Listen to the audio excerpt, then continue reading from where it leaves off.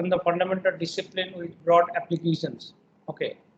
Some similarity measures are based on the information theory. So one is mutual information in various versions, and then maximal information coefficient and related measures. And in today's class, we'll cover also talk about the how to compute density of a point. Okay. So first we'll go through these similarity measures, and then we'll go for the what is called is density measures, and then we'll talk about pre-processing of the data. So as I said in the last class, wherever the probability is very high, okay, so sorry, I want to say is the information is related to the probability of an outcome. The smaller the probability of an outcome, the more information it provides, and vice versa. Okay. So if the zero probability, that means so there is no information. As I said in the example, sunset in west. So there is no probability that it will set in some other direction. So therefore, this probability is zero, and then there is no information. So one more example I said in the last class. So let's say India bombed America. So similar kind of information. So we will go to, these are the things are basically explained in what is called is the information theory. So based on this information theory, we'll introduce some measures. So one of them is the entropy. Entropy is used commonly used in these measures. So suppose a variable x with n possible values. As I said in the last example, suppose one attribute is say eye color. Okay. So and then what are the variation? It might be for the eye color. Okay. So those are the outcome, and maybe each outcome will have some probability, and that probability is P1, P2 to Pn, and as you know, the probability summation will be 1. So entropy of the event or variable or features or attribute is given by Hx, and this is nothing but the summation over all outcome and then multiplication of the probability and the log of the probability of the outcome. So as you see, if eye color of human being, see, let's say it can be two types. So then we have to compute the what is the probability of say having black and what is the probability of having other color. Okay. So and then you compute the pi, and then you make it sum that will give you the what is called as the entropy. Entropy is basically it measures the chaosness or irregularity in a system. So if irregularity is more, the entropy will be more. Otherwise, it will be if it is a stable system. Okay, so then entropy will be 0. Entropy is between 0 and log n, and it is measured in bits. Okay, it depends on the example how entropy is measured in from one application to another application. Okay, so the entropy is a measure of how many bits it takes to represent an observation of x on average. Okay, so we'll apply this entropy for computing the what is called is in homogeneity in a particular node when we talk about the decision tree. So entropy, as I said, the entropy basically measure the, obviously this is also one measure that measure how many bits it takes to represent the observation. But in other way also entropy in general, entropy measures the chaosness or irregularities or say instability in a system. Similarly, in case of the in some classifier, entropy also has been used. For one example, for a coin with probability P of heads and the probability Q equal to 1 minus P of tails. So suppose P and Q both are 0.5, 0.5. Then what will be the probability, as you can see? So summation over Pi log Pi. So summation over Pi is for the head because there are two outcomes. So it will be P log P minus Q log 2, Q log Q. So both our value is 0.5. So if you put it here, so then P is half into log of half minus Q. Q is again half and log of again half. So if you compute, then what will be the value? So what will be the value? This value, can anyone tell?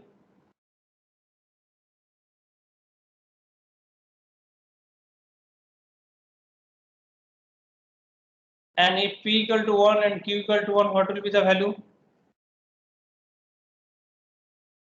If P equal to 1 or Q equal to 1, then see, one term will be 0, another term will be log 1. So then overall value will be 0. And in the first case, value will be 1. Sir, Yes. sir, still the page information and probability showing in my laptop, sir. Still? Sir, the page information and probability heading, that 57 page number. Yes. It's not changing. No, sir. Yes, sir. It is not changing. Okay. Now? Yes, sir. So full screen is not working, it seems. No, sir. It's still showing information to that. It's the same slide. It is. So it's Now still it is. showing information to that. No, no. So Now not change. entropy is also. Yeah. Now it comes. Now change, sir. Entropy examples. Okay, entropy examples, right. So as I said, key you can download at your end and then you can see. Okay. So that will be good because I already uploaded that slide. So you can download and you keep that open. And whenever I will move it, maybe I should tell key I am moving to the next slide. So that will be much easier. Okay. So this is one example of the entropy.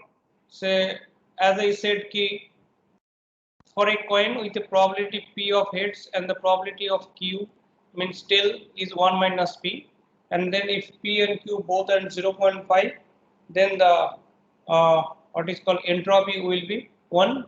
And if it is P or Q, any one of them is 1, and then obviously other will be 0. And then in that case there is no information as, so then it will be 0. H will be 0. So what is the? Why do you calculate entropy? To Uh-huh. see the, why do you calculate entropy? To see the dissimilarity or dysregularity in a system. Yeah. As I said, ki entropy, even if you see in thermodynamics also we compute the entropy.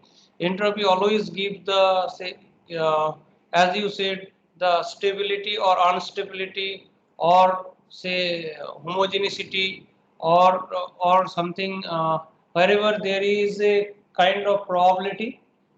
So there is if there is no probability, so there is no entropy. So entropy, there is no meaning of computing entropy. So wherever there is in some kind of instability or is some kind of chaosness, there only we compute the entropy. Okay, sir. So here one more example. So let's say as see if the hair color, instead of eye color you put the hair color.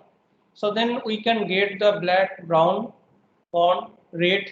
So there are 4 outcome, and then their count is also given out of 100 population. So we can compute the probability, and then we can compute the P log P. That is the term we got in the formula of entropy.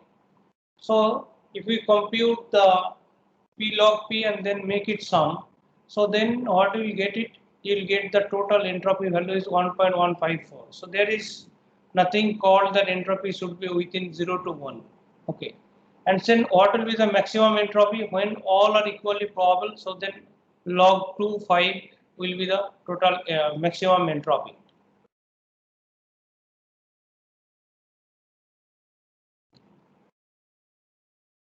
Why it is 5 log to 5? So if you see the formula, there was the formula summation over P log P. So if all are equally probable, So then we can consider the probability is 1 by 5, right? And then there are 5 terms, so 5 into 1 by 5 into log 1 by 5. So if you do this calculation, then finally, and then before that there is a negative sign. So therefore it will come 2.32 log 2 log 5 base 2. Did you understand this part? Yes, sir.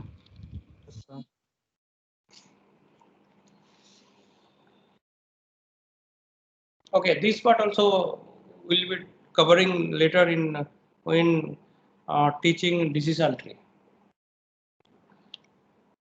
So entropy for the sample data. Suppose we have a number of observation of some attribute X, that is the hair color of the student in the class, where there are n different possible outcome or possible values, and the number of observation in the ith category is mi. Okay, so then for this example, for this sample, what will be the total entropy? So summation over MIM log MIM. MIM is nothing but the so what is called expected probability of that outcome MI. Okay. So if you go back the slide, so here we compute the probability and we compute the probability. Probability is here we are computing directly. So number of count divided by total. So this may not be true. So in real sense, what is the probability? Because whatever we are considering, it is out of 100. Now we don't know the actual population. See, it is limited to our data. So that is why we are computing out of 100. So therefore, sometime many time what we do it, we compute the expected probability.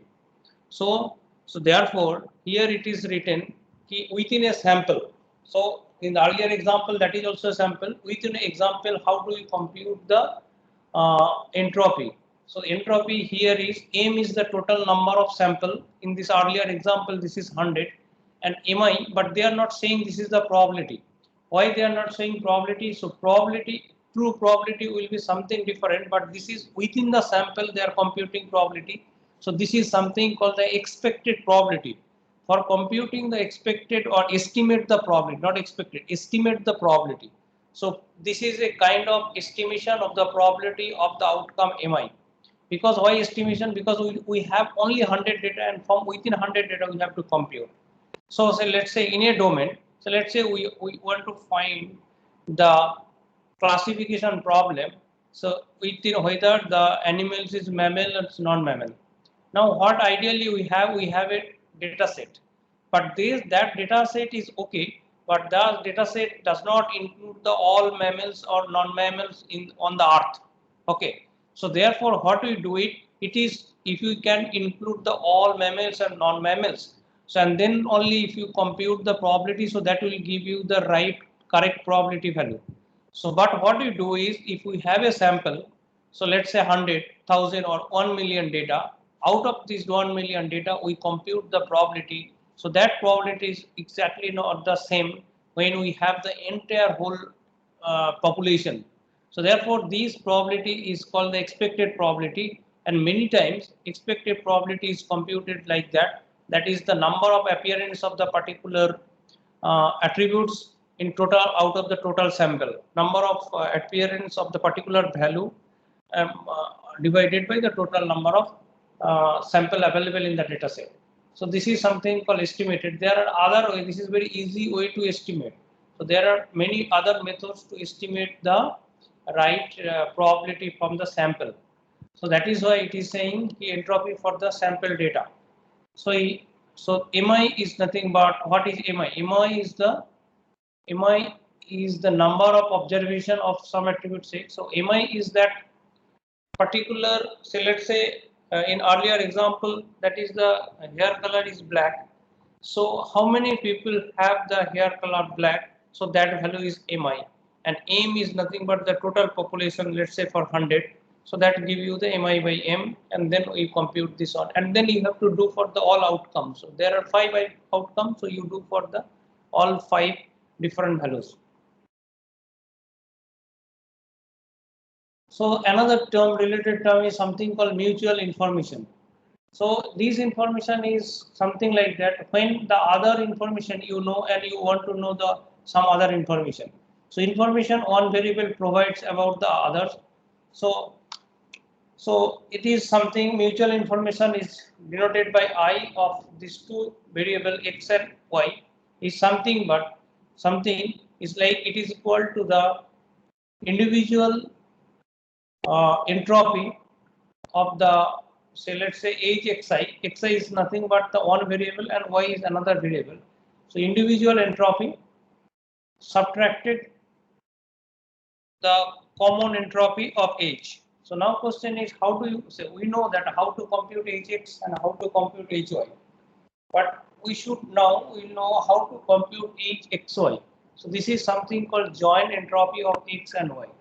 So joint entropy of x and y is summation over all the variables, all the outcome, all the what is called is different values, all the outcomes, that is I and j. I is coming from x and y is coming from j, and then we compute Pij and log Pij. What is Pij? Pij is the probability that ith value of x and the jth value of y occur together.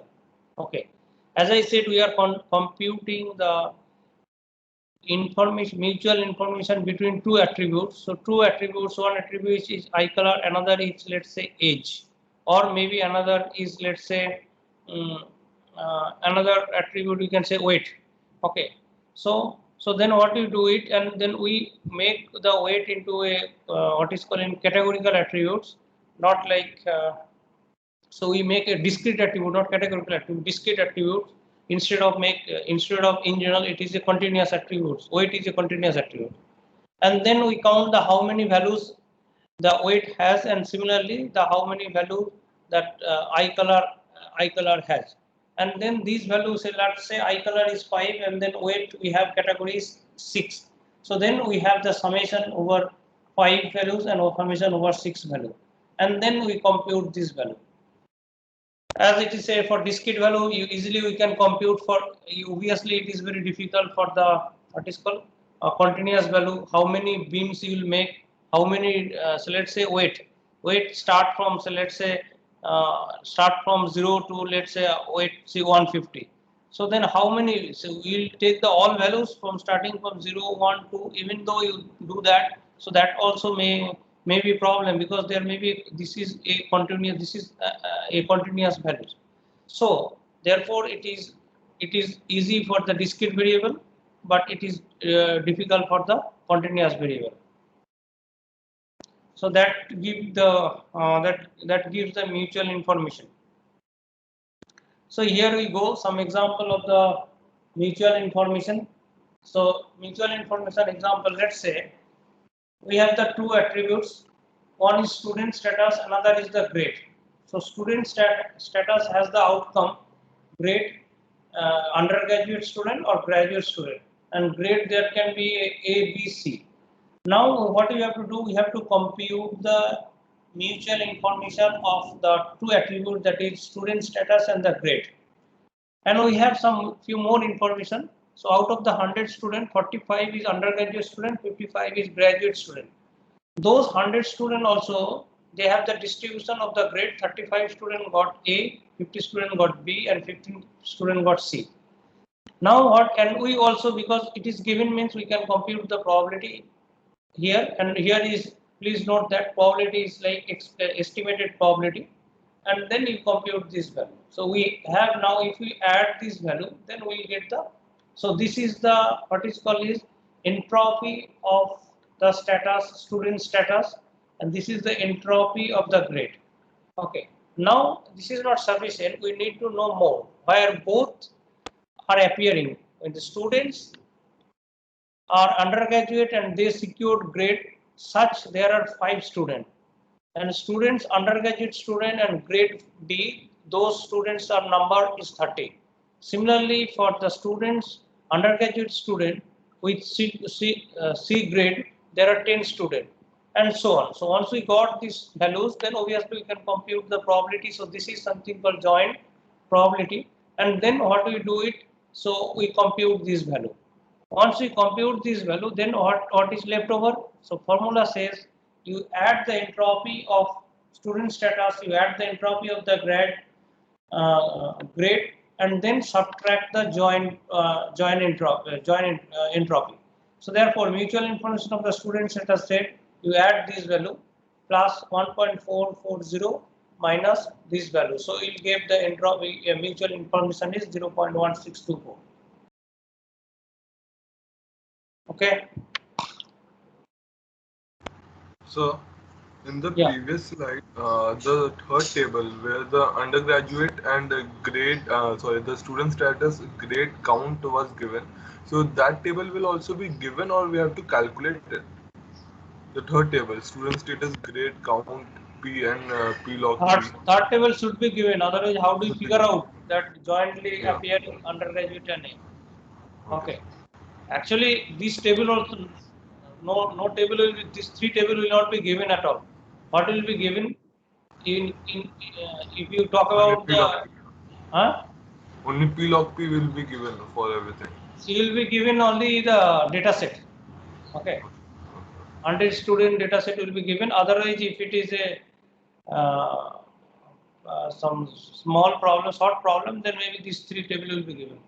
Obviously, until unless these three information are given, you cannot compute. Otherwise, original data of 100 students should be given. Okay, sir.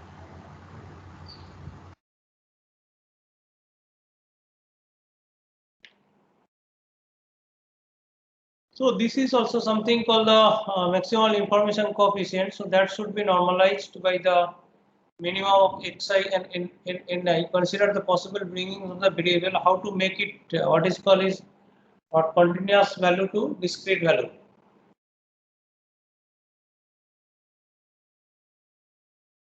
Okay. For how to make the continuous variable into what is called discrete variable. As I said, say in say both are continuous variable, age and temperature. So what you can make it, you can make a number of bins. So or categorize, let's say 0 to 5 one bin, another is 5 to 10, and similarly for so on. And once you do it, then you can compute the mutual information. So this is for general approach for combining the similarity values. So, and what many times happens, see, we may not expect that all attributes will be having the similar kind, or in a sense, we cannot expect that all attributes will be nominal, or all attributes will be ordinal, or all attributes will be numeric. So there may be a mixture. Say suppose if I want to describe a student or student information. So let's say mobile number. Okay. So that will be treated as a categorical attributes. Okay. So because you cannot add two mobile number and get another mobile number. So obviously that is a categorical attribute. Only this is a what is called nominal attributes. Even though you cannot say it is a ordinal. So similarly, there may be some information about the students. Okay. So let's say what is that fellowship you got. So and then other student fellowship. So you can add the two fellowship. So therefore you have the different type of attributes in the student information itself. So now if you ask to compute the similarity between two students, so then you cannot use simple key for say you will add all you cannot use equivalent distance. Okay. So you have to choose from one attributes for one rule and another attributes for another measures, and then finally you have to combine it. So this is the formula for combining the two similarity value. So there are some other way to compute the similarity value, that is weighted sum and the similarity value. So what is weighted sum? So if you feel that some attribute is more important than others, then you give more weightage to that attribute. Okay. So that is the way that giving the priority or giving weightage to the particular attributes while computing the similarity or dissimilarity measure. Okay. So now come to the discussion point here is density. So what do you know in physics? What is the density? Density we have the formula D equal to m by v, right? What is m? M is the mass and v is the volume. So it is the unit volume mass is called the density. So similar approach is also used here. So here is everything is considered as an object, and object can be placed in Euclidean space as a point. Okay. So then say if I have 5 objects, so we can consider, say if you have 5 objects, each object has 2 features, then we can what is called is we can plot these 2 objects or 5 objects on 2D space. So then at the end of the they what we'll get the 5 points. Now how do we compute the density of this in this scenario? What we do, we'll follow almost the similar approach. That is why the term density came from the other domain. So what we have to do, we compute the number of points within the unit space, unit volume space. So that, and so let's say in 2D there is no concept of the volume. So what we do it, we'll compute at unit area how many points appearing. So that will give you the density of that particular, say that is the definition of the density. So now in case of the Euclidean distance, what we do, Euclidean density is the number of points per unit volume. Okay, that is the number of points per unit volume. So if it is 2D Euclidean space, so then number of points per unit area. So that is something called the Euclidean density. So notion of density is closely related to that of the proximity. Concept of density is typically used for clustering and anomaly detection. So density, there is a set number of what is called is techniques where density approach is used in clustering technique. Okay. So and then probability density is like estimate what the distribution of the data looks like. So some we say is the data is like it follows some kind of a distribution. So that is something called the probability density. Another is the graph-based density. So graph-based density is like a graph at we have studied. So there should be nodes and then there should be connection. There should be edges. So that is the while talking about the density in the graph scenario, we basically talk about the connectivity.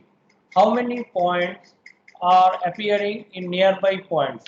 So there should be nearby. In how do you define the nearby? Obviously, nearby will be defined by the connectivity of the point one point to other points.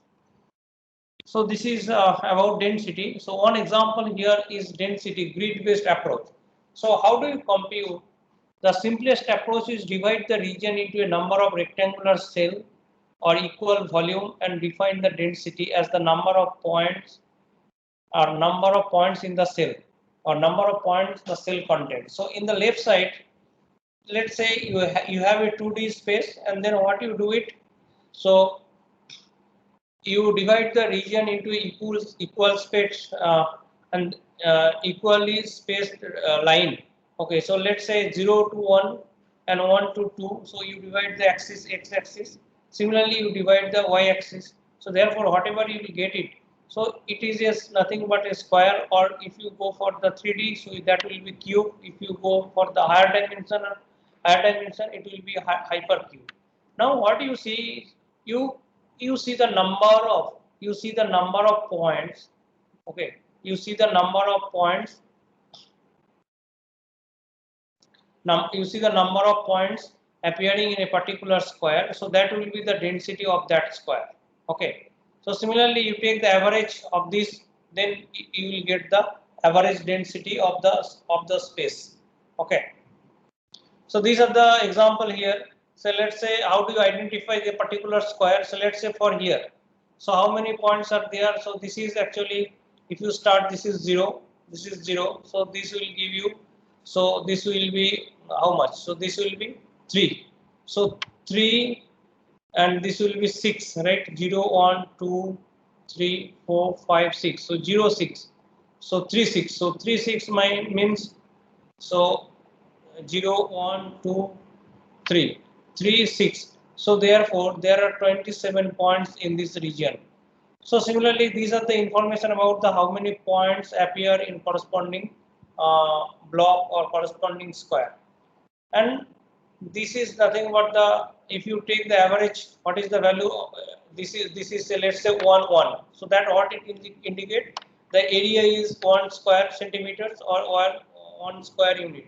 So therefore, what will be the number of points per square? It is the number of point itself within this region. So that will give you the density. Is it clear? Yes, sir. Yes, sir. Okay. So another way to see the density instead of centroid based. Earlier it was grid. Okay. So Euclidean density is the number of points within the pre-specified radius of the point. Say suppose what will be the density of this point? So if you want to compute the density of the each point, then what we do it? We draw a circle in 2D, or we draw a sphere in 3D, or we imagine a sphere in multidimensional point. So that is something called hypersphere. Yeah. And then you compute within the hypersphere or within a circle or within a sphere how many points are there, excluding the point itself, and sometimes also we include the point. So let excluding the point itself, we have the 1, 2, 3. So 3. So density will be 3. So why it is that? Very oftenly what we consider is this radius is unit. Okay. So therefore we consider this volume will be unit, and then we whatever the area volume will be there, we divide by the number of points. Okay, let me clarify this point. What I defined initially, or the number of points in unit volume. That is the density we say. So what ideally we should do, number of points we count 1, 2, 3, 4, and then whatever the volume it has. So its radius can be anything. So I thought, so the square is pi r square. Okay. So if it is area is pi r square, so you compute the whatever the value and divide it by this value, that will give you the density. Now, if we compute the density of this point, okay, then again we will be doing same thing.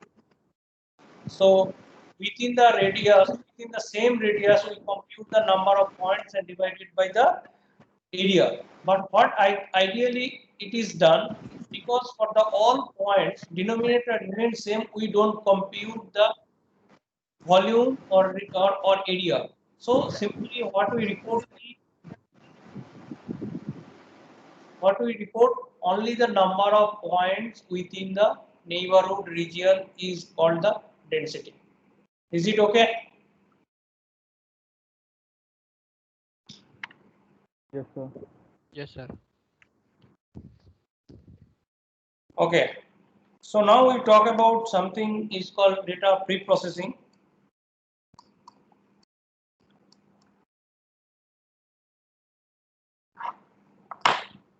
Okay. So one is aggregation, and then sampling, and then maybe we will start with dimensionality reduction. Okay. So aggregation is nothing but combining two attributes and make it a single attribute. Combining two or more attributes into a single attribute is called aggregation. So whenever you aggregate two things, so therefore variability will be down. So variability will decrease. So one example is a city aggregated into region, state, country, etc. Date aggregates into weeks, month, or years. So if you have the information of each date, so what you can see, you aggregate the information of the all dates and put in a week. Similarly, month, and similarly for the year. Okay. So aggregation will make the data more stable, but it will have the less variability. Okay. These are the simple example of the variability you can see on the left side.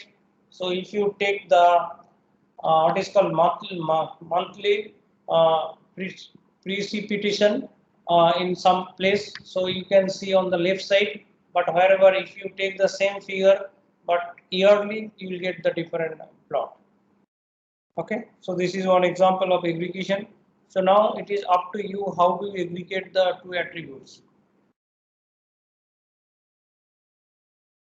Then there is something called sampling. So this method, that is aggregation, is it is very difficult to make it automated until or unless you use some natural language or some other kind of technique, because natural language may understand what does it mean by month and what does it mean by yearly, and then maybe all monthly information you can add them and you can have a new what is called new attribute is called yearly. So therefore, very less work in this way, because it is really difficult to automate it. I don't know much of this one. This is the thing. This thought came into my mind. Ki maybe natural language processing could be used for aggregation. So now another thing is called sampling, which has huge importance of the sampling. Sampling is the main technique employed for the data reduction. So when you have a huge data, okay, so it will be really difficult to get those huge data, and once you get it, then maybe very difficult to process this data, million data, how do you process it? So therefore, what can be done? You have the data, or maybe you want to do some experiment collecting data from the common people. So that is also very difficult for collecting data from the entire population. So many times what it is done, we take the sample from the different region, and then we assume that this sample rightly represent the entire population. So that is the statistician often sample, because obtaining the entire set of data of interest is too expensive or time consuming. Sampling is typically used in data mining because processing the entire set of data of interest is too expensive or time consuming. Yeah. So, and many algorithms you will be studying later on, that complexity is order of n square. Order of n square is really a huge complexity. Hardly you can use this algorithm for any real-time processing where you have a huge data. Okay. Even though order of n is also a difficult problem. So if you have a log n kind of complexity, then it is good to use. Otherwise, you have to use in offline mode. So in this case, what can be done is you sample the data, and maybe order of n square algorithm also could be used, because now sample size value of n is small, so therefore it can we can afford that by sampling. We can afford that algorithm by sampling the data. So therefore, sampling has one very important aspect for testing on the say data which has a smaller size with compared to the original data. So the key principle of the effective sampling is that using a sample will work almost as well as using the entire data set if the sample is representative. As I said, the sample should represent the entire population. Then only the whatever you want to do, that is means whatever analysis you want to do with entire data, same analysis we can do on the sample data if this sample is a representative. A sample is representative if it has approximately the same properties as the original set of data. One example I oftenly give, let's say in entire India we want to sample, or we want to listen the problem of the entire India. So therefore, what it is done, we send the MPs to the parliament to represent ourselves. Now what happened if the northeastern state, especially Arunachal, if they do not send any MP, so it is really difficult to listen their problem, because there we cannot say that represent full India, because we do not have the representative from Arunachal Pradesh. Similarly, here if you don't have the see what we are missing, if you don't have any MPs from the Arunachal Pradesh, the problem or their problem we may not get in right way. So therefore, the whatever the comments coming from the MP, so that may not reflect the entire scenario of the India. Similarly, a sample is representative if it has approximately the same properties as the original set of the data.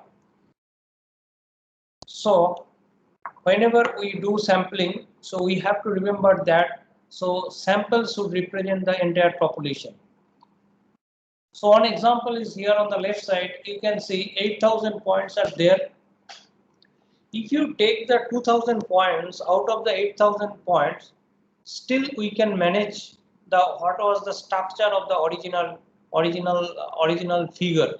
But if you take the 500 points, so hardly we will feel we cannot actually see the what was the original data.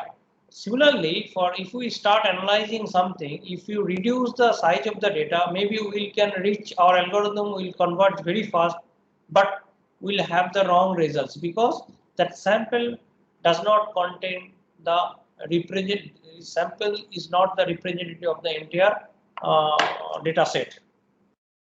So there are different type of sampling. One is simple random sampling. So random sampling is like there is an equal probability of selecting any particular item.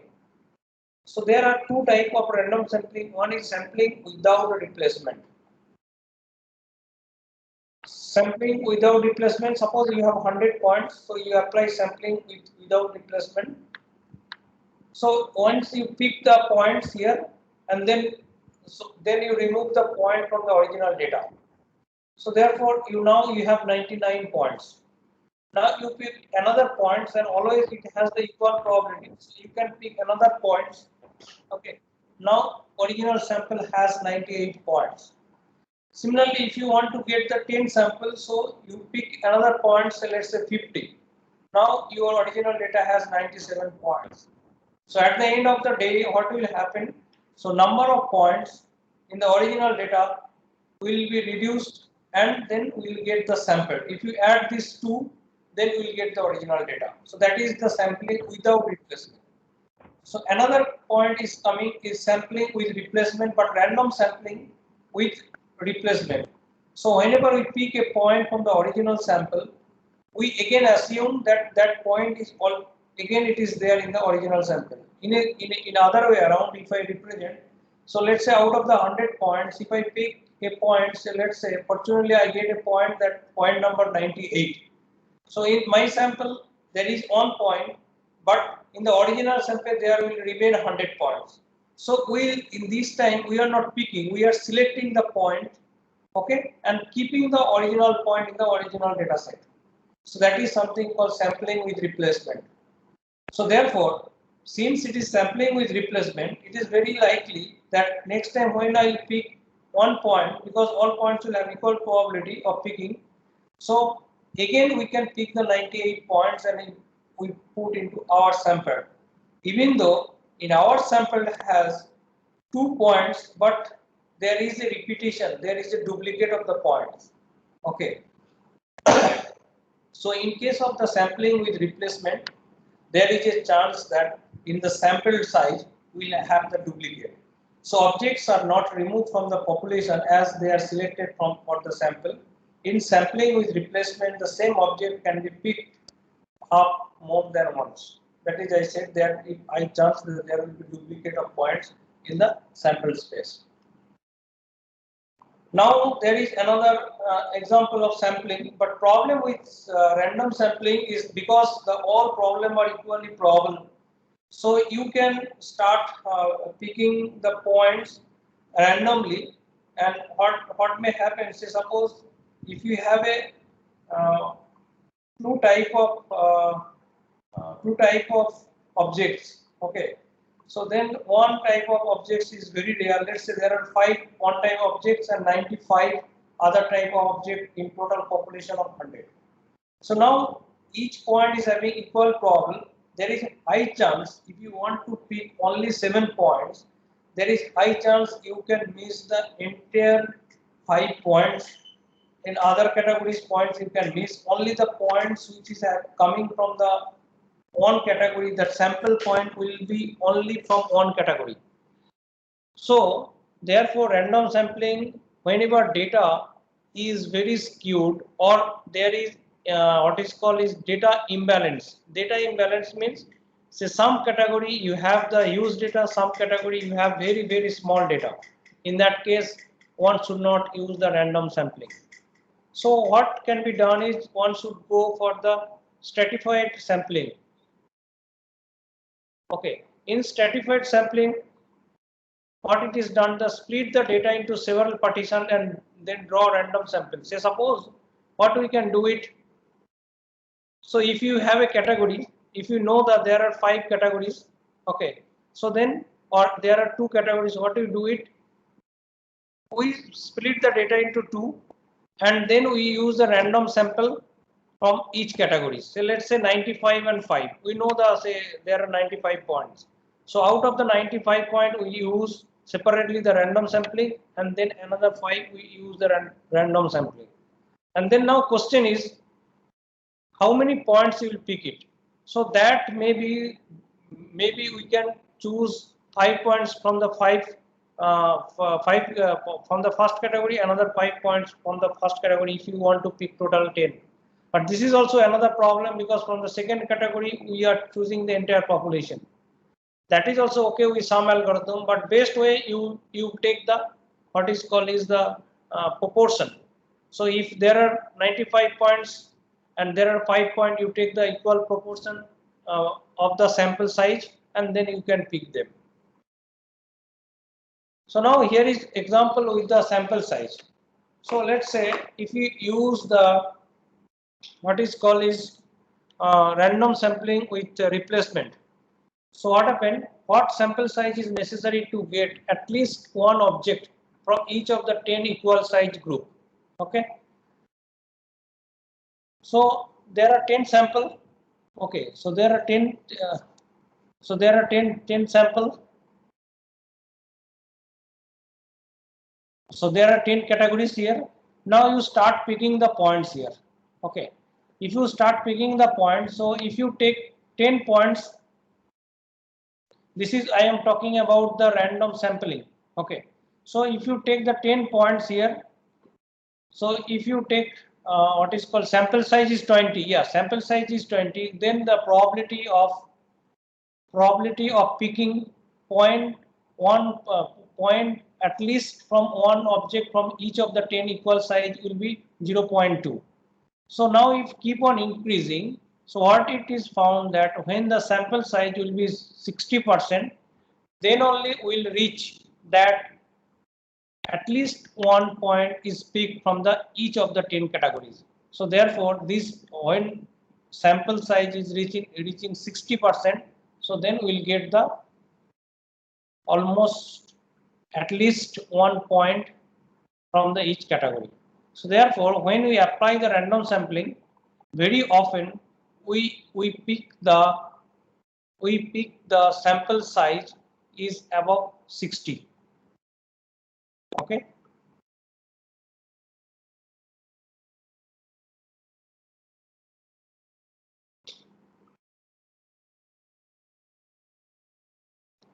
There is another sampling technique, it's called progressive sampling. Here question is, how do you choose the sample size? We say 60, someone can go 50 and someone can go for 60, 70 and so on.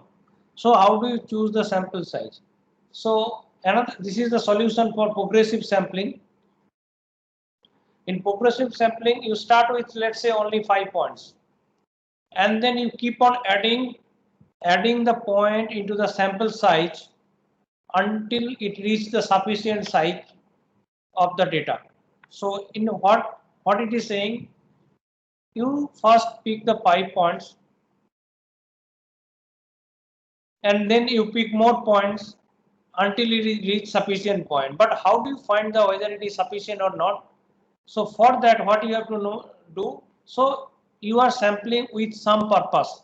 Let's say you are sampling for applying this data set, this sampling technique. You will use this data for some classification purpose. Then what you do it, say suppose when you pick only 20 points, you apply the classification technique only with the 20 points. and see what is the performance. Again, you add some few more points, let's say 60 points. And again, what you do, what is the classification accuracy? So again, you add another 10 points. So you reach the 10. So you see what is the accuracy difference. If there is not much difference between the last addition of the set of points and the current addition, so what you can do, you can discard those points. Let's say there is a huge what is called the probability between 30 to 40. So there is a huge gap. So obviously you need to add the more point into the sample size. Okay, so this may be another way for doing in case of the progressive sampling. So I stop at this point. So next class we talk about the dimensionality or cuts of dimensionality. Okay.